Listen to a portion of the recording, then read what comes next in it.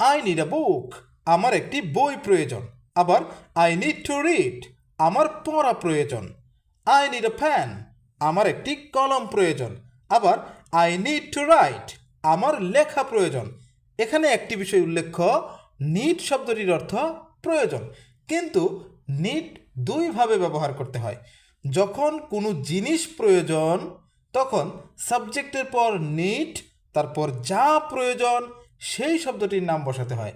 এবং যখন কোনো কাজ করা প্রয়োজন অর্থাৎ কিছু করা প্রয়োজন তখন সাবজেক্টের পর নিড টু, তারপর মূল ভার্ব বসিয়ে অসংখ্য ইংরেজি সেন্টেন্স তৈরি করা যায়। যেমন আই নিড আ জব, আমার একটি চাকরি প্রয়োজন।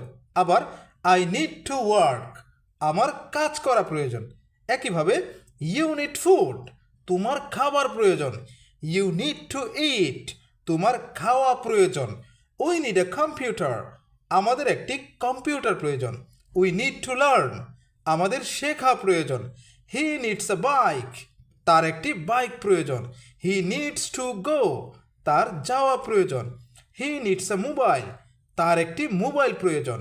হি নিডস টু টক, তার কথা বলা প্রয়োজন। হি নিডস ওয়াটার, তার পানি প্রয়োজন। হি নিডস টু ড্রিঙ্ক ওয়াটার, তার পানি পান করা প্রয়োজন।